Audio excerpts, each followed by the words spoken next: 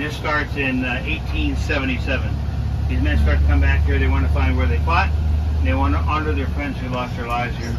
They actually raised the money themselves initially and designed their own monuments. So they're all very different, and they're all very personal. They tell their story. It's like a mini history on each monument. If the government would have put them out here, they all look the same. So this is what the soldiers would do when they finally started to come back to this battlefield here. The regiment started the war out with 1,000 soldiers. But by the time we get here, depending on how many years they've been in the war, how many battles they've been doing, some units are here with just over 200 men, others are here just around 800. So the average regimental size for both sides is going to be around 425 men.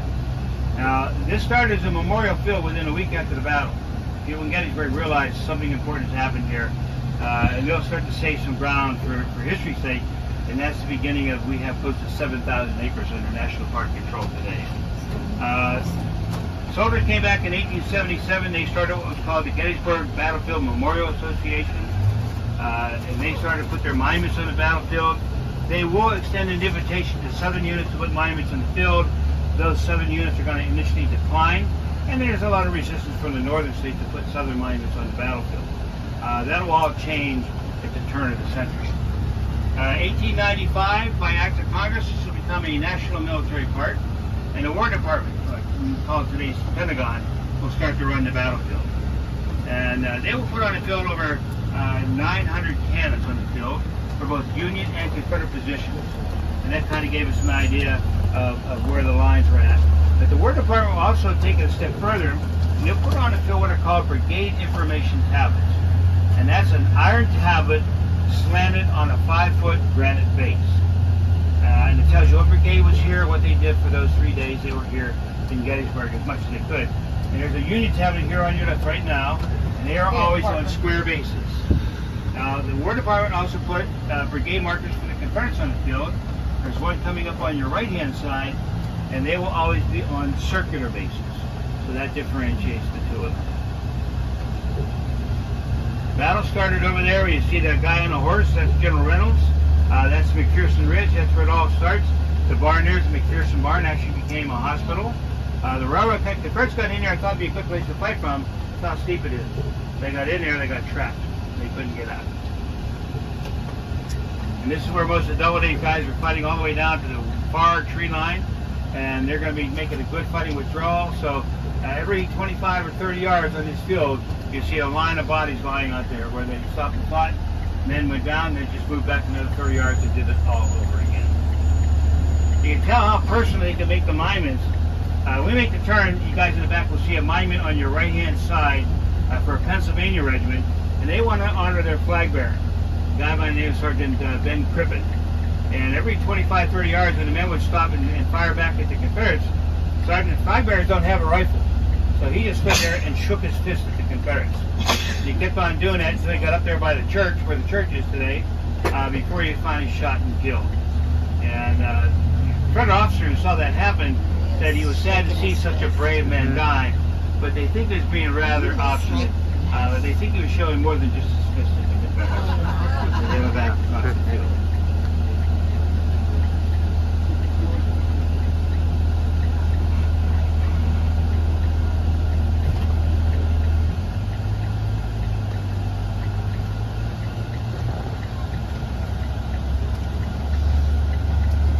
Fences on the field. This is a post and rail fence, very sturdy fence. This was a main. This could be an obstacle for units in fighting. Fence on the left-hand side is called a warm fence. Not a major obstacle because you just take the top rail, take it off, you grab the tube, look like an X and pull on them, and the whole thing just collapses right away. So that was not a major impediment on the field. Orchards on either side was planted where the farmers had their orchards. And on your left, this orchard here, this used to be a Quality Inn motel. That was torn down, so because this building on your left, this brownstone house, that was General Lee's headquarters. He was here at Gettysburg. What? And as you make your right here, you're now into the other college that was here, the Lutheran Theological Seminary, which is the first college here at Gettysburg. Started in 1822. Pennsylvania College wasn't started until 1827. And at the time of the battle, there were no buildings on the right-hand side. This is just open farm territory. The school had 3 buildings, and those 3 buildings are still standing here today. On your left, this house was here. One of the professors lived here. He also had classroom space in there. The big church doesn't come until the 1940s. The main school building coming up after this one here, after this church, on your left, the 3-story red brick building with a rounded green cupola up on top, was the main, dormitory and classrooms for the seminary. General Buford used that cupola up on top to get a look at the situation, especially on June 30th. And once he goes past this position here, that building will become a major hospital for wounded soldiers. Every large building in Gettysburg, every church, the courthouse, schools, the county jail, every barn within a 4-mile radius will all be turned into hospitals for wounded soldiers, and they're going to be full to capacity. Now, the building on your left, the house on your left, was the home of the president of the college, Dr. Samuel Schmucker. He had nothing to do with the jail. Down in Gettysburg is down here to your left.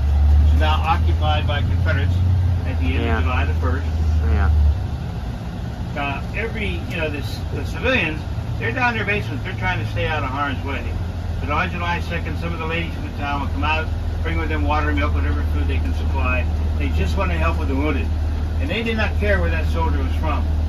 And in one of the churches, a lady from town, she has a young Southern soldier lying across her lap, and this young boy has been mortally wounded. She's trying to comfort him as much as she can. And a Union soldier lying close to the eye is going to ask her, "Why are you helping a rebel?" And her response was that her son was fighting in the South somewhere, and if he got hurt, she was just hoping some other down there would help him. So to them, it was no longer Yankee, rebel, Union, Confederate. It was just somebody's boy or husband or brother. They just wanted to do whatever they could to help out with the wounded soldiers as much as they could. And their help was needed, because there was no medical staff to go around changing bandages or anything like that. So they did a good job. So again, the town is right down here to your left. We're on Seminary Ridge now, which is the main Confederate battle line. The Confederates are also in the town. They're also out around where we were the first day and around Culp's Hill. Now, Cemetery Hill, you'll see the water tower if you look between the buildings, especially the next two buildings. A lot better shot at it. If you look now, you'll see on Cemetery Hill right over there, there's the water tower. If you look closely here, you'll see a monument sticking above the trees over there.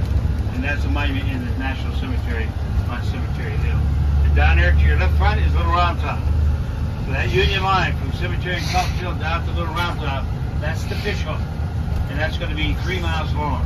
And George B is going to put over 64,000 combatants in that position. Excellent, excellent defensive position. And he'll make good use of that position. Lee with a smaller army is going to mirror that position. His line stretching from Culp's Hill and then coming around through the town down this ridge, it'll stretch for about 7 miles. A little bit more command and control problems for the Confederate side. Over on your right is one of the orchards the park put in a couple of years ago, where the farmers had their orchard. When I started giving tours many years ago, this was all woods in here. It's all changed over the years. Stone wall on your left was here at the time of the fighting. The cannons behind it are Confederate artillery positions with the kind of guns that both the Union Army and the Confederate Army are using during the battle. But these guns here were actually on the other side of that wall. But that was private property up until the 1970s. So when the park got control of that ground, they just decided to leave the cannons right where they're at. And the green cannons are 12-pound Napoleon smoothbores. They fire a cannonball. They can fire that cannonball just about a mile, which would reach the Union line over there when they're out further on the field. You can see the cars parked over there on the Union line. The black cannons are all rifle guns, and they fire a bullet-shaped shell that we're familiar with today. And they can fire that shell about a mile and a quarter. So they can very easily reach that line. And everybody see a fence out there? Those fences were there on the morning of July the 1st. By the morning of July the 3rd, 95% of those fences are gone. All knocked down by the fighting on July the 2nd. There's no car there. Yeah, I think we got a little bit of room in between us. Mississippi. Anthony. Right over this. Pull in here and I'll come up this one. Army of Northern Virginia.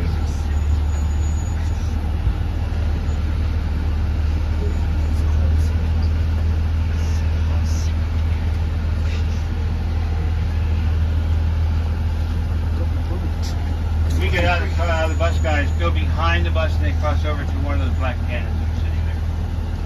You get to take hold of the cannon. Yeah. Here, that's your hand. Where is it? Don't touch the cannon. Here, so it's Don't touch the cannon. the artillery cannon. So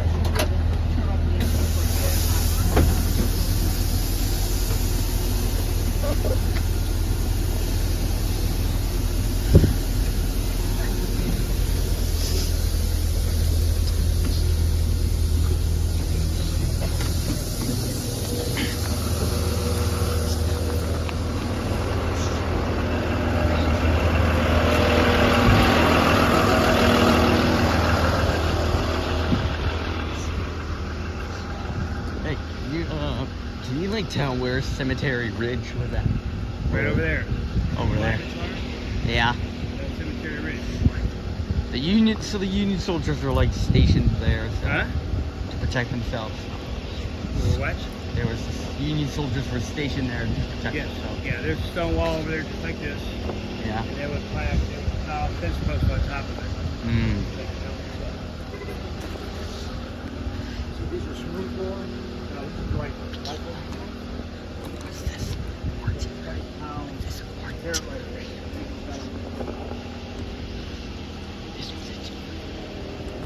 driving him crazy, or you? Hold on, I'm just asking questions. Okay. Just asking. So that's Gigi, you can see where Cemetery Ridge was at. Where we were? Yeah. Yeah, right You there. did- Yeah, the Where the Union soldiers were stationed.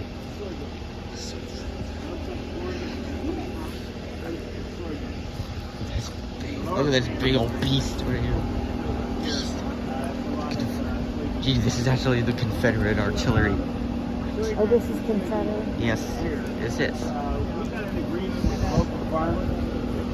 Once they plant their fields, they'll come here and they'll dig up these fields and they'll plant these fields. And they pay a small fee, but it's like they take all the crops out of here they want. Oh, cool. So it's a win-win situation Right. because if they didn't, this would all become woods.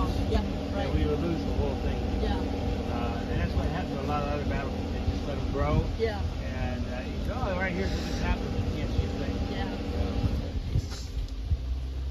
Okay, I think we got a couple more coming.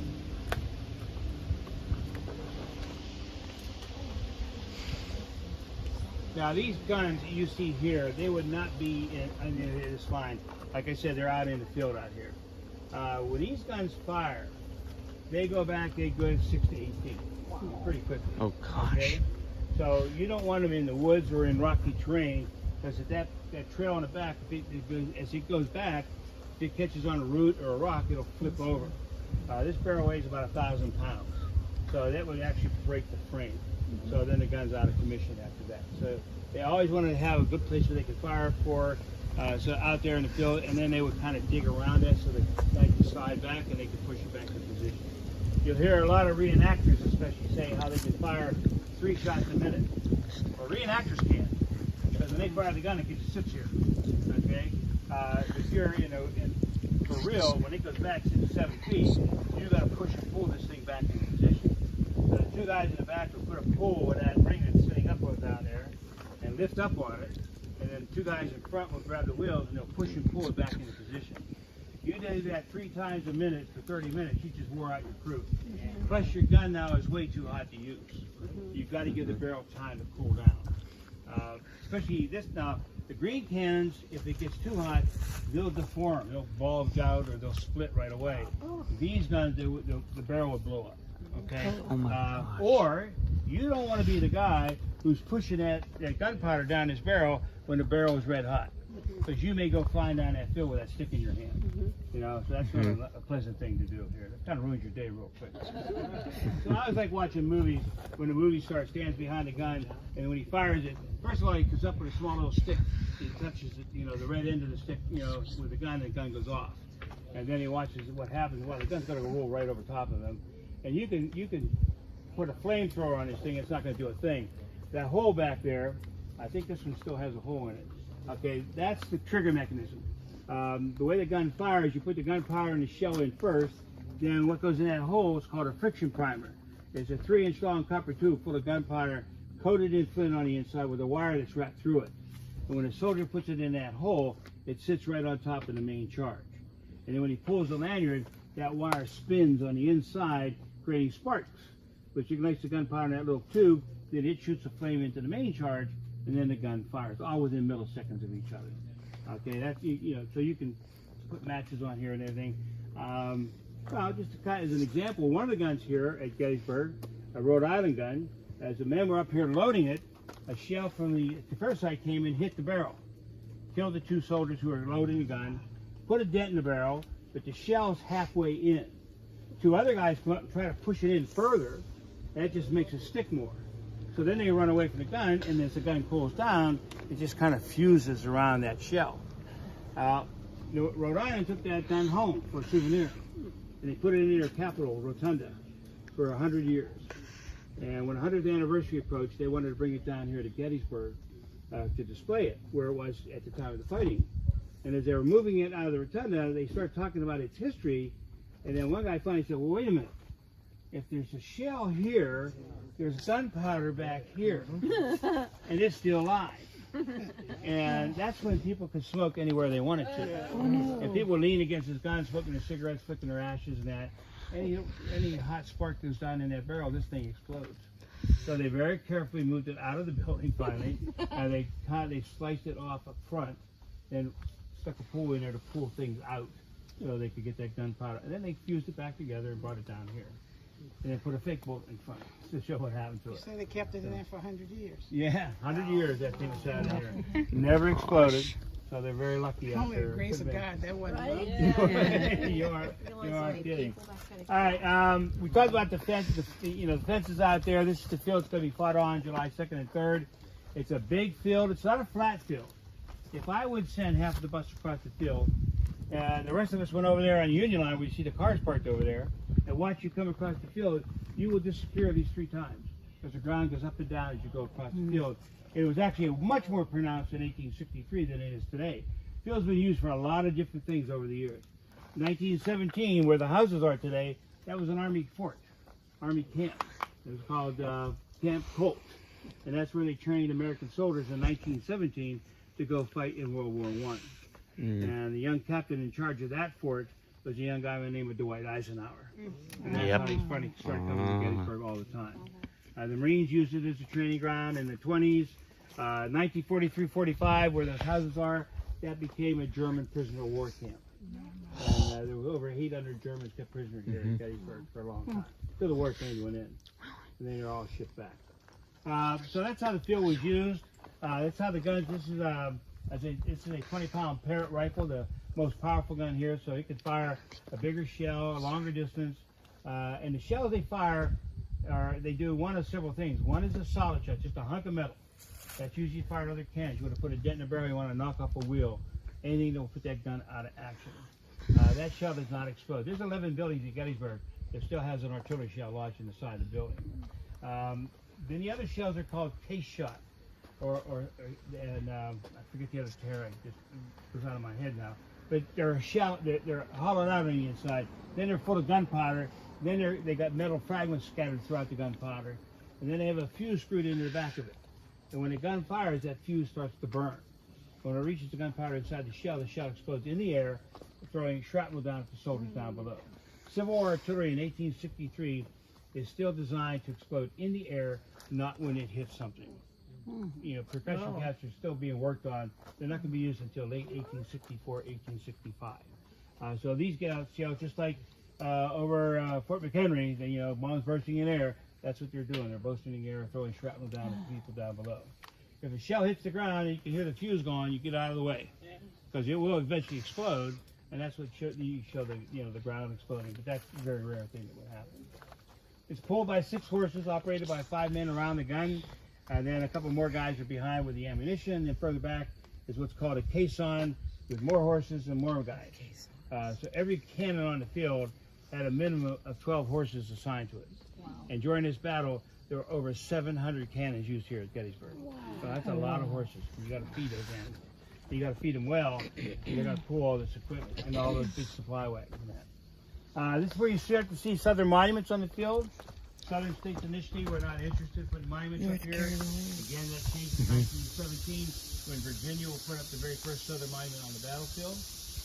Then North Carolina, which is that monument right there, that was put up in 1929, and that was sculpted by Gutzon Borglum, the guy who did Mount Rushmore. And wow. then 1933, Alabama put one up, and then no more Southern monuments in this field until 1962.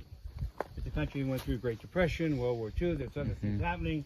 Then when the 100th anniversary approaches, then the other former Confederate states want their monuments on the field, and Georgia will be the first of the modern era monuments. And then finally, that one right down there will be the last one, that's Tennessee's, that's in 1982. And we'll stop by, we'll go around the Virginia Memorial, and we'll stop by, briefly by the Florida Monument as we go by. And we will pass Texas. And don't get mad at me when you see the Texas Monument. Okay. All right. So July 2nd, that's probably the heaviest and deadliest day of fighting here at Gettysburg. Lee thought the Union Army was on the Emmitsburg Road, and I can't believe there's no traffic on that road.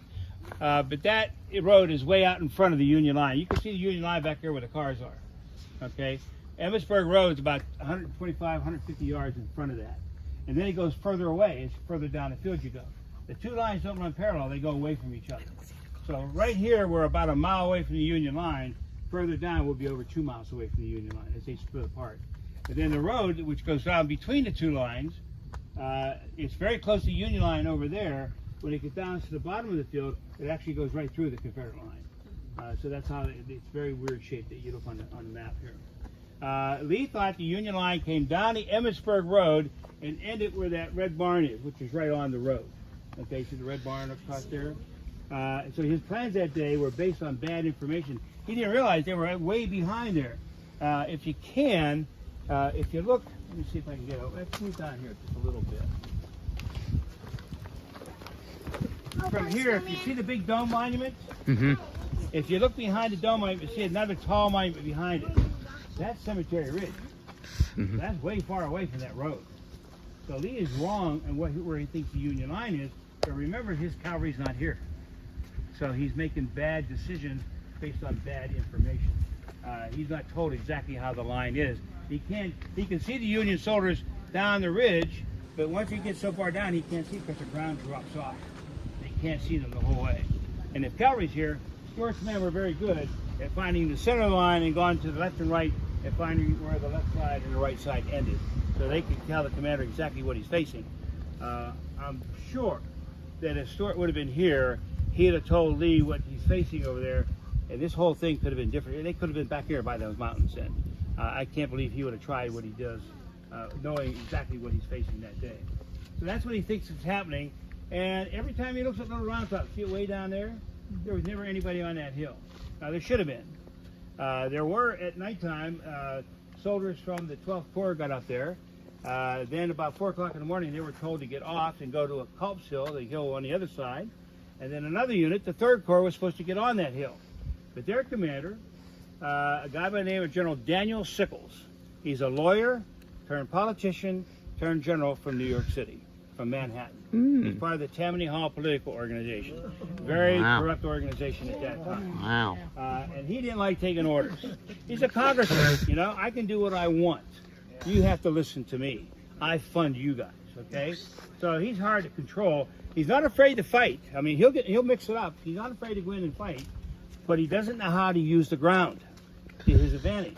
When you talk about Union generals, guys who go to West Point, they're called engineers. They're topographical engineers. They learn how to use the ground to their favor.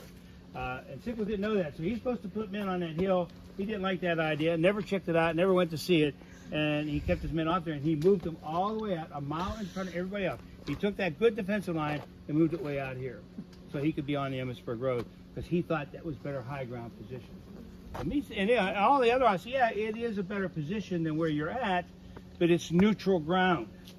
Whoever gets out there first is going to get blasted away by the other side. It's right in the middle. It's in no man's land is what it is. And Sickles puts his men out there, and he'll pay a dear price for that. And almost gave Lee his victory here at Gettysburg on July 2nd. It has some pluses and minuses, but if you're in that unit, you're out here all by yourself. There's nobody to help you, and they'll suffer for that. So close call on July 2nd. The Confederates do gain ground. They almost take Little Round Top. They just don't have enough men to do that. They actually, where you see the cars over there, where the trees are, they actually have a unit for Georgia breaks through right there. It holds that position for a while. Then they have to retreat because they can't get any reinforcements. Lee's biggest problem here is his army is too small. And all the ground he gains, he has to give it back because he has no reinforcements to send forward to hold that ground or to continue the fight on and to actually finish the fight. That's why he had to stop on July the 1st. He didn't have enough men to go forward. If everybody could have been here, he could have overwhelmed those lines and he would have been on Cemetery and Culp's Hill, and his whole thing, the rest of this battle could have been down in Maryland somewhere, if anywhere. So he just doesn't have the right side. And here at Gettysburg, he will violate a major military rule. Small units do not attack large units, especially when the large unit is in a good defensive position. So, and this is the same field that's going to be fought on July 3rd. Pickett's charge. Pickett's may come out of the woods on the other side of those trees. Out of the woods right here are the other two divisions, Pettigrew and Trimble's divisions. There's 3 divisions in that attack.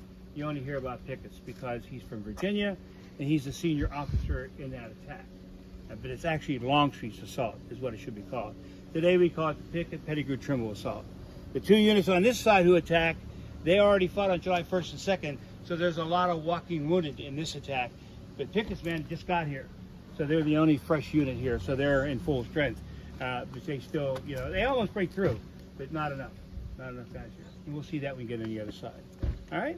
So as we go down the line here, you'll see more monuments, and you'll have to see how the ground goes up and down. And kind of our roller coaster kind of rock. All right?